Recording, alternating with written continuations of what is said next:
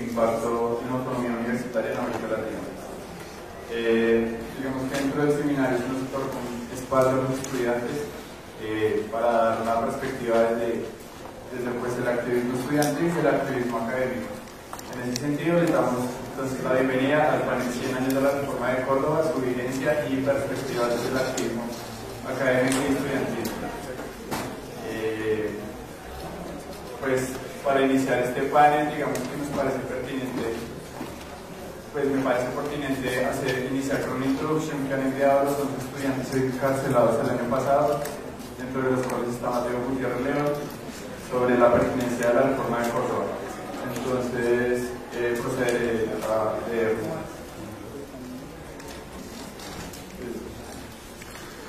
Agradecemos el gesto de vincularnos activamente a este tipo de discusiones. A pesar de nuestra condición actual, no perdemos la actitud constantemente cuestionadora frente a la realidad nacional y universitaria. Nos encontramos hoy en este intercambio para reflexionar sobre el centenario del Manifiesto de Córdoba, hito mundial de levantamiento estudiantil y ruptura con un modelo universitario anclado en el autoritarismo y las verdades incuestionables. Creemos entonces que se debe partir de reconocer que los estudiantes cordobeses de aquel entonces se opusieron ante todo a los constreñimientos que el poder gubernamental y sus instituciones ejercieron sobre los centros universitarios, limitando su desarrollo autónomo, atentando contra el curso natural del conocimiento libre y el insaciable espíritu creativo y transformador del pensamiento. Es así como sus demandas, autonomía universitaria, libertad de cátedra, entre otras, buscaban la garantía para la generación libre y responsable del conocimiento, para el bien común, considerándose una postura política que reivindicaba de fondo una nueva relación universidad-sociedad, libre de indebidas interferencias del poder y en virtud de la cual sea posible que la universidad marque un trayecto científico e intelectual para la nación sin intereses o lógicas ajenas a su esencia.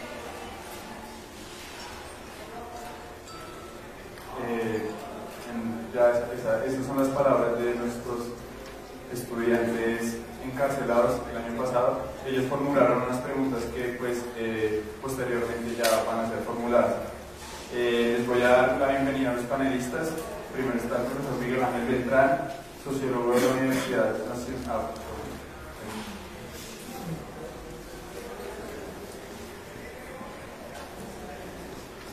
Sociólogo de la Universidad Nacional, doctor en estudios latinoamericanos de la UNAM, profesor del Departamento de Sociología de la Universidad Nacional. Actualmente se encuentra desvinculado formalmente de la universidad por una arbitraria decisión de la Procuraduría, pese a haber sido absuelto de todos los cargos por la Corte Suprema de Justicia. Entre las investigaciones que adelante se encuentran la represión estatal del movimiento estudiantil universitario. Como segundo está la estudiante Ana Nández.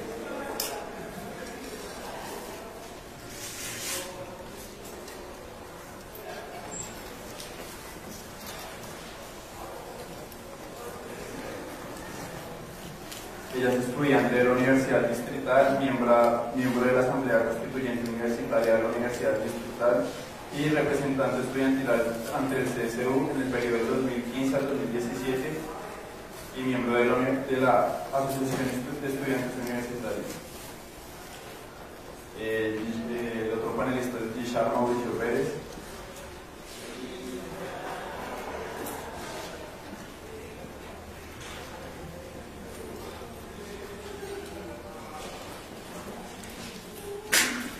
Él es estudiante activo del Departamento de Sociología, activista e investigador del movimiento estudiantil.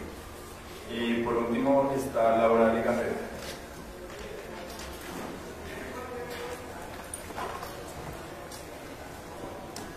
Ella es politóloga y candidata a magíster en Sociología de la Universidad Nacional, fue servidora pública en la Veeduría Distrital por 3 años y ahora es investigadora en temas de ciudad y construcción de paz. Fue representante del Comité Asesor de Carrera de SEDE y luego Sierra Nacional de la Mano. Para proceder, pues hay 2 preguntas generales que se le harán a los 4 panelistas y van a haber preguntas particulares, eso en el tiempo más o menos de 1 hora, y después de esa hora procederemos a abrir comentarios y preguntas del público.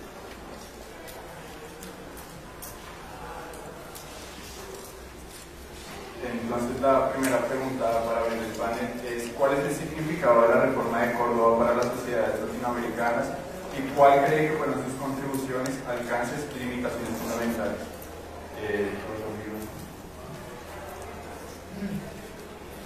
Sí, buenas tardes. Agradezco la invitación que se me pidió para participar en este panel y también en el seminario en general. Agradecer a la profesora Nubia, a Juan Carlos y todos los colegas que estuvieron, estudiantes que estuvieron presentes. Me parece que esto abre un espacio diferente en la perspectiva de proyectar también el Departamento de Sociología hacia otros debates muy actuales. Para retomar un poco la pregunta sobre el significado de la reforma de Córdoba, quisiera como señalar algunos puntos que podemos debatir y puntualizar un poco desde mi perspectiva cuál fue ese significado, cuáles sus alcances y también cuáles fueron sus limitaciones. Lo primero que quería señalar es un elemento que ayer se discutió mucho, pero que me parece importante retomar, y es el impacto continental que tuvo la reforma. La reforma nace en un espacio concreto, específico, pero logra proyectarse por toda América Latina. Ese impacto continental pues se va a expresar en transformaciones no solamente a nivel universitario, sino también en la proyección que tienen entre las mismas sociedades donde se desenvolvió la reforma. Para mí, el Manifiesto de Córdoba es un documento fundacional que quizás podría asimilarse a la Carta de Jamaica en sus proyecciones, instituciones y en sus propuestas, que logra interpretar un momento histórico. En este manifiesto justamente se señalaba que se estaba viviendo una ola americana, una ola que en los años siguientes se va a expresar en cambios y transformaciones que en México, por ejemplo, ya se estaba viendo a través de lo que fue la Revolución Mexicana.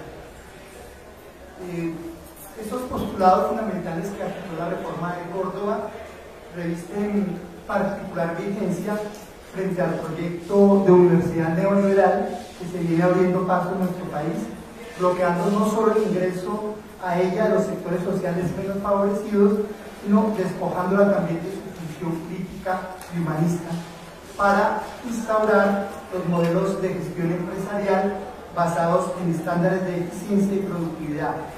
De esa forma, creo que hoy, en la perspectiva de estos modelos que se han hecho hegemónicos de universidad, se pretende convertir lo que los reformistas de aquella época señalaban como una máquina de buscar títulos, de hacer títulos. Y me parece también el tema de la democratización del gobierno universitario y la participación decisiva en él de los mismos integrantes de la comunidad universitaria encuentra una plena justificación en los escritos de la reforma de quienes hace ya 100 años abogaron no solo por la intervención directa de los estudiantes en la elección del rector, sino que fueron mucho más allá al exigir su participación, no solamente en el campo electoral, sino en todos los asuntos de la vida universitaria, formulación de planes de estudio, reformas de horarios, elección de autoridades, entre otros, que ellos conceptualizaban como el demos universitario, un demos que significaba la soberanía y el derecho de darse gobierno propio, centrado fundamentalmente en los estudiantes.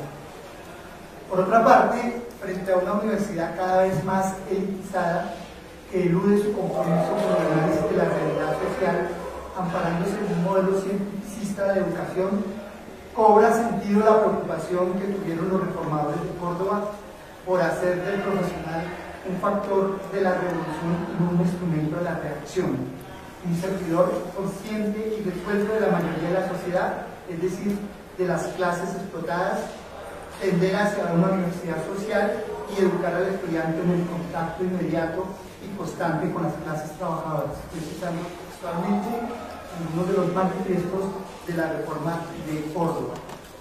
Habría otros elementos allí como la gratuidad, el tema de la libertad de cátedra que abordaremos en otros interrogantes que se han planteado aquí. Considero que el impacto fundamental de la reforma no solamente se centra en las aulas y en la transformación en objetivos puramente universitarios, sino cómo logra sacar el debate también por fuera de las aulas. En este sentido, cómo la reforma contribuye en estas luchas por la democratización de las sociedades. Y esto me parece un punto fundamental a la hora de examinar y analizar los alcances de la reforma. Y un último punto que rescataría, que no está explícitamente allí, pero que se puede deducir de todo el espíritu de la reforma, tiene que ver con los modelos pedagógicos. Frente a un modelo pedagógico centrado en la autoridad del docente, del maestro, que no se puede discutir, que no se puede cuestionar.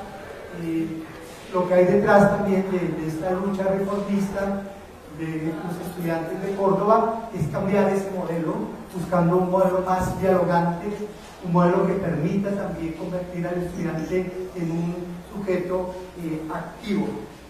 Y en ese sentido, entonces, la perspectiva es cómo pasar de esa cátedra monólogo a una cátedra participativa que incorpore también ese saber que trae el estudiante. Sin embargo, a pesar de, digamos, de la actualidad que tiene el movimiento de Córdoba, en estas banderas y en estos lineamientos que he señalado, me parece que también hay que resignificar este movimiento de Córdoba y sus planteamientos, cómo pensarlo también en un contexto que se ha transformado, que ha cambiado. En aquella época, en el manifiesto original se hablaba de la lucha contra una sociedad monárquica, feudal. Hoy podríamos plantearlo en otros términos, una sociedad centrada en la idea del mercado. Y creo que allí habría que apuntar un poco para ampliar esa perspectiva de lo que es la reforma universitaria. Voy a señalar algunos puntos. El primero tiene que ver con la crítica a la herencia colonial que viven nuestros países y que han permeado también la academia. Nuestros referentes han sido Europa, Estados Unidos, en la medida en que nosotros seamos citados, seamos reconocidos por esas academias, en ese sentido se reconoce académicamente. Frente a esa herencia colonial, frente a esa perspectiva eurocéntrica, la necesidad también de recuperar un pensamiento crítico desde una perspectiva de América Latina.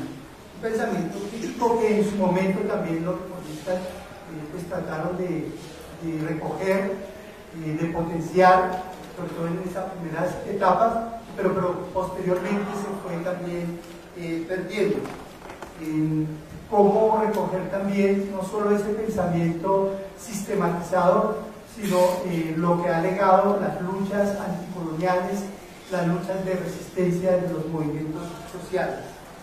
En ese sentido, planteo también que la universidad tiene que conectarse, recuperar esas tradiciones de pensamiento crítico desde estas perspectivas de los aportes que han hecho de los movimientos sociales y de las luchas sociales. Por otro lado, parece que frente a una universidad que ha asumido con arrogancia el conocimiento, una universidad que se considera como el centro de la producción del conocimiento, es necesario también hoy plantearnos una universidad que va a incorporar, o que necesita reincorporar otros saberes que no han sido reconocidos como saberes académicos dentro de ese modelo epistemológico que se ha hecho hegemónico. Y esto implica también reconocer esa diversidad cultural de nuestras sociedades. En los manifiestos, particularmente, por ejemplo, en el Perú, con Víctor Raúl Aya de la Torre, se hablaba, por ejemplo, de buscar una orientación más apropiada para el INDE. Y en las conclusiones de este primer congreso que se hizo en el Perú, había una preocupación por el tema indígena, claro, una preocupación desde llevarle el conocimiento al indígena, todavía en esa idea de reincorporarlo. Creo que hoy habría que formularlo en otros términos, ¿no? La reivindicación debe ser replanteada en la perspectiva de incluir las visiones del mundo, los saberes, los modos de aprendizaje, los modos de producción de conocimientos, los sistemas de valores, necesidades y demandas de los pueblos y comunidades indígenas y afrodescendientes, así como en los países de otros países culturalmente diferenciados. Creo que este es un reto también que nos deja abierto el manifiesto de Córdoba. Obviamente no se aborda allí, pero hay muchas explicaciones que podemos dar en el contexto histórico en el cual se produce. Y un último elemento que señalábamos ayer, particularmente lo señalaba Natalia, en relación a la perspectiva de género, el lugar y el papel allí de la mujer, empezando por el manifiesto como de cabeza, el manifiesto dirigido a los hombres libres de Sudamérica, digamos, hombres y mujeres de Sudamérica, por incluso una perspectiva mucho más amplia que incluya las diferentes riquezas y en esa perspectiva.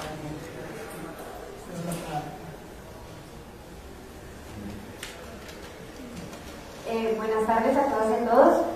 Pues primero agradecer el espacio. Creo que para nosotros como estudiantes de la Universidad Distrital y como no sé, actores, partícipes de un proceso de reforma bien largo que compartiremos más adelante, pues es muy importante que se nos reconozca y que se nos tenga en cuenta para participar en estos tipos de espacios, sobre todo cuando vamos a hablar de una reforma como la de Córdoba, que también de alguna forma reivindica, lo termina siendo o fue en algún momento para nosotros cuando iniciamos este proceso, pues como un punto de llegada, a la que queríamos llegar. La reforma de Córdoba fue para nosotros una inspiración de alguna forma y decir, pues bueno, también pensemos en una universidad distinta desde el día de hoy. Entonces, pues agradecemos mucho este espacio y decir que efectivamente la reforma de Córdoba no únicamente en su época hace 100 años, no, aún hoy tiene un significado súper importante para nosotros como estudiantes, para la universidad, porque precisamente como lo decía el profesor Miguel Ángel, nos invita a pensar y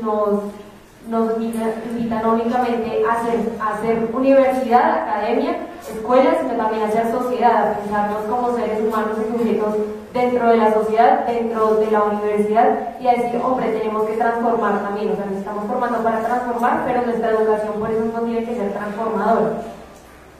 Creo que a nivel latinoamericano, evidentemente, en su momento fue un avance grandísimo. Creo que aún hoy todavía termina siendo un tope altísimo.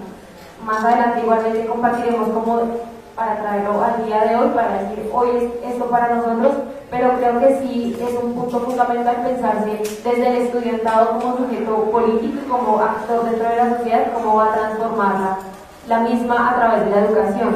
Creo que lo que planteaban en el manifiesto de Córdoba, por ejemplo, al decir estamos rompiendo, estamos cambiando, haciendo el cambio de época que hasta ahora llega a la academia, también significa un poco, pues como también nuestras estructuras académicas, nuestras estructuras formales terminan volviéndose viejas con el tiempo y también requieren ese sacudón que a veces nos hace falta para transformar, para avanzar, y eso también es fundamental porque es muy difícil hacerlo. Creo que muchos de los que estamos acá lo hemos vivido y hemos intentado hacer los cambios y es supremamente difícil, pero con la forma en la que lo dicen y con esa energía que se transmite a través del manifiesto, decir, bueno, a todos los hombres, que ahora decimos mujeres libres, esto es lo que vamos a hacer, esto es lo que proponemos, esta es nuestra idea de universidad y para esto queremos ser también formados y para esto queremos transformar. Creo que es un aspecto muy importante de la reforma de Córdoba que nos recuerda y nos vuelve a traer, y siento yo, o personalmente, nos vuelve a inspirar y nos motiva para seguir transformando y construyendo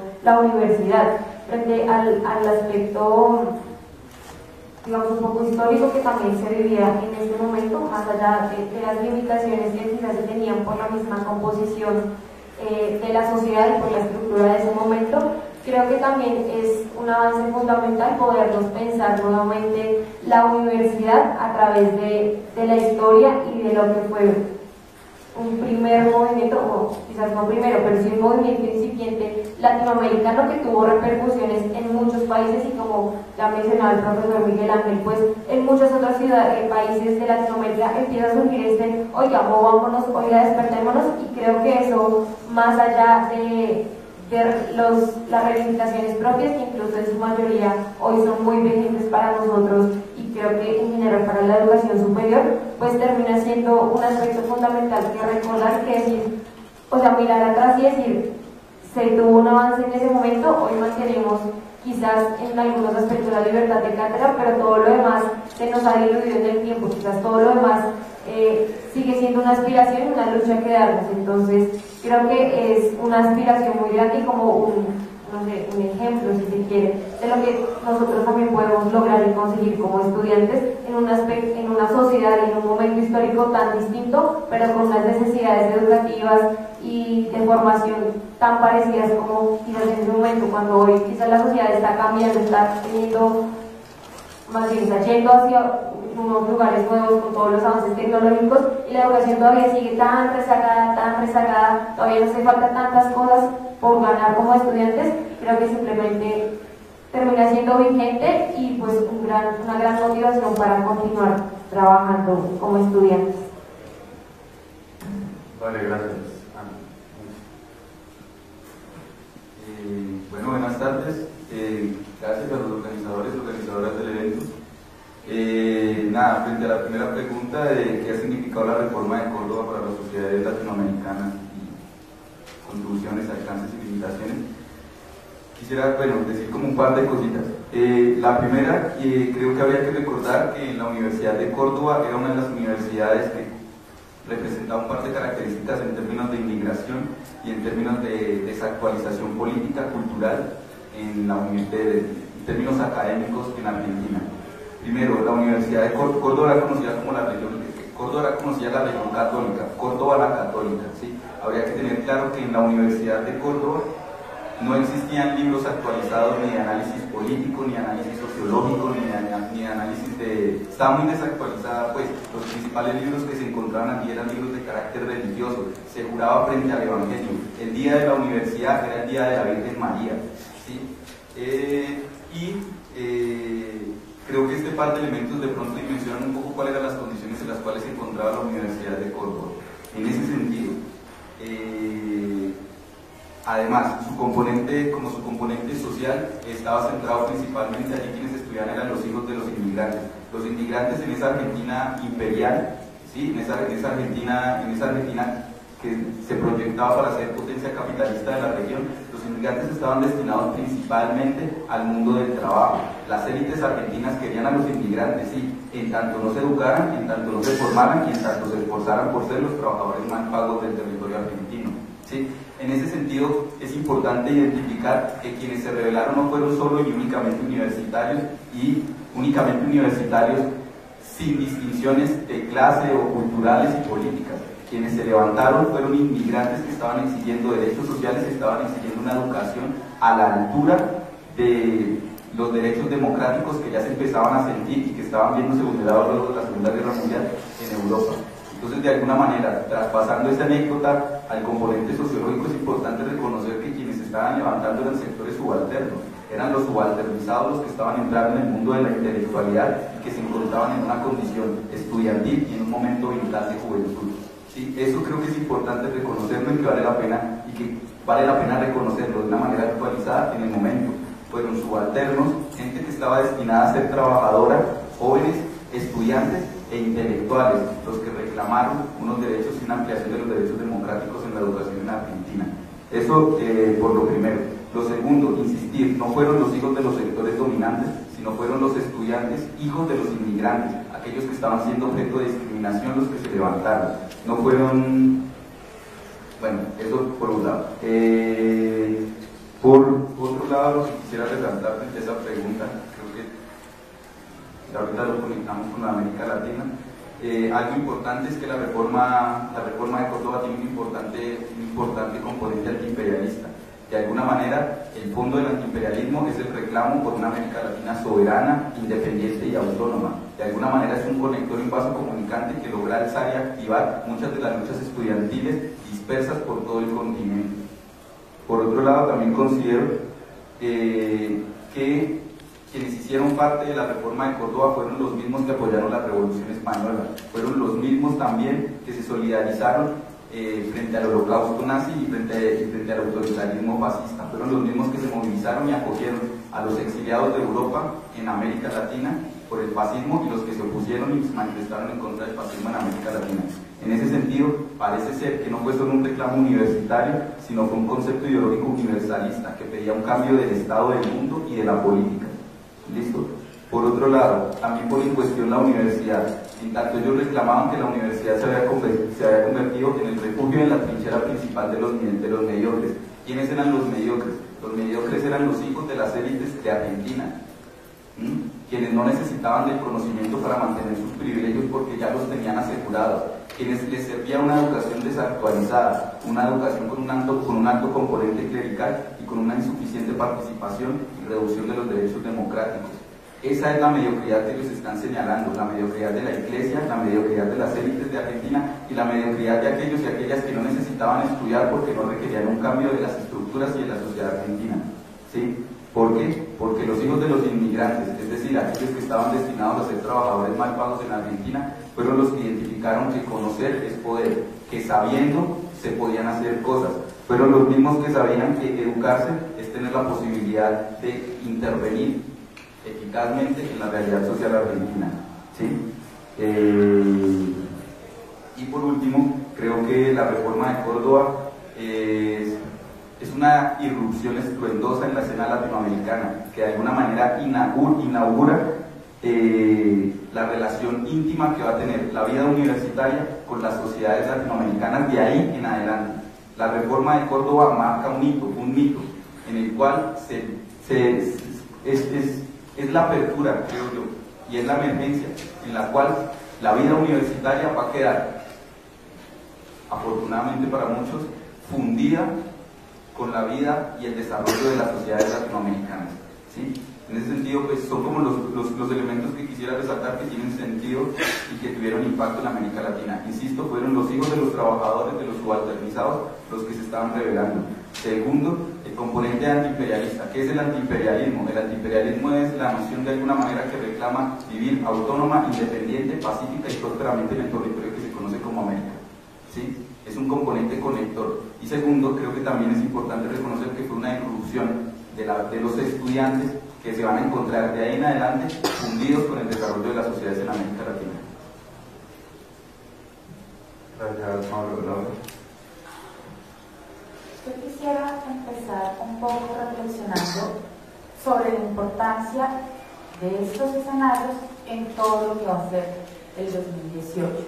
Porque bien que mal, la Universidad Colombiana y en particular la Universidad Nacional de Colombia tuvo más o menos desde 1996 hasta el año pasado un rol fundamental en su concepción y en lo que los estudiantes y los profesores entendíamos como la conexión con la sociedad, que era la búsqueda por la solución política al conflicto social y armado.